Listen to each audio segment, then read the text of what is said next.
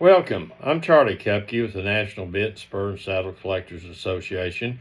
Good to have you along with us today. I want to visit with you today about the man that I think is the most important contemporary maker in the spur and bit scene, and that is the late Adolph Buyers. He developed a style like no one did before him. Now, he was influenced by J.O. Bass. You could see the influence of even Crockett on him, some Kelly brothers probably. But he developed a way of designing what I call true Texas overlay cowboy spurs. But he also had a way of taking steel and forging it and finishing it like no one I've seen. I had a man recently ask me, do you think this bit's real? And I felt it. And I said, yeah, I do. Because I've never felt another bit that felt like Adolph Bayers did because of the steel. But he wasn't only a bit and spur maker. In his World War II days, he made knives while on ship, and I believe he was in the Navy. And a few years ago, I had the privilege of attending an event they had down at Benjamin about him, and his daughter was there. But I got to see sterling and 10-karat gold Ranger buckle sets he made.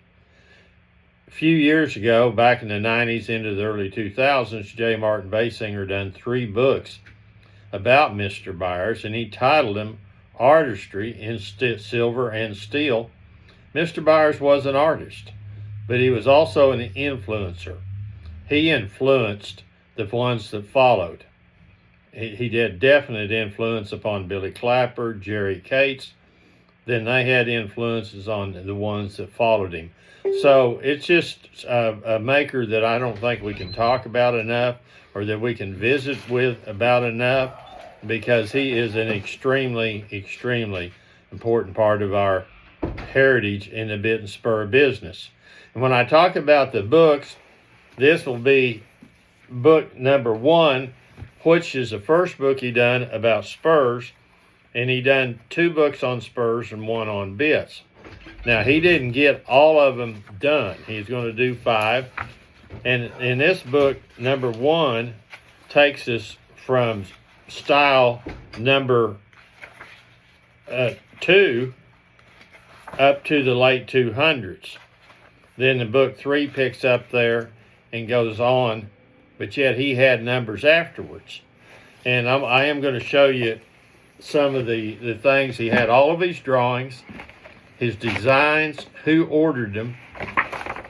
A lot of times he had what they paid for them, but it's just page and page of his pictures of his shop, of ranchers, cowboys that used these bits and spurs.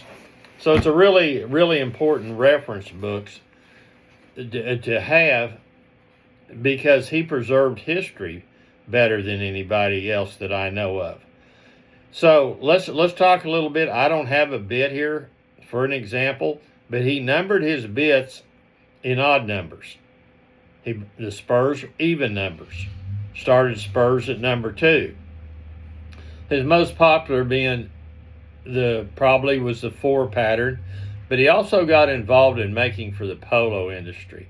And he made, if you look in this first book, the Style 218 polo spur, he made as many of them maybe as the number 4s, but maybe not quite as much. But he made lots of not just bit spurs, but he made a lot of bits for the polo industry as well. So he had a wide range of influence upon horsemen, whatever events they was in, anywhere from the working cowboy to a polo player playing overseas. Now, here's a pair of spurs that are double mounted, and they are number 350, and they can be found in the book number 2, when they was ordered and who they was ordered for. This pair is a single mounted pair, and they're pair number 290. Then this pair here would be what we'd call a number 4 style. They're so early, in my opinion, he did not mount them. It's very early. They're not numbered before he even started numbering, but somebody later come in and mounted them. Still a great using pair of spurs, but somebody mounted the outside of them.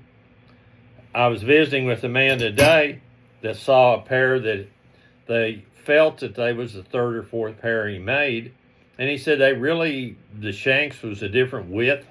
They was pretty crude, but they know they was right because the lady that had them was married to Adolph Bayers' wife.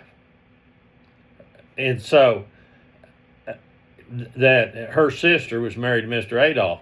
So we know that the provenance on that pair of spurs is right, and he hadn't even marked him yet. So there's a lot of history in there that not really been dug up, but it's there. Then we got another pair that was made for Rancher, and these are number 144.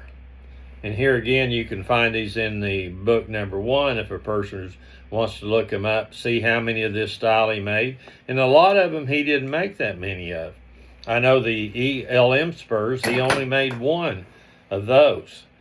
So I just want to encourage you, if you like history, if you like to do research, that this is a great place to start, is with Adolph Buyers, because he has changed the game, and I think most people will attribute this change to him, and he just was on the cutting edge.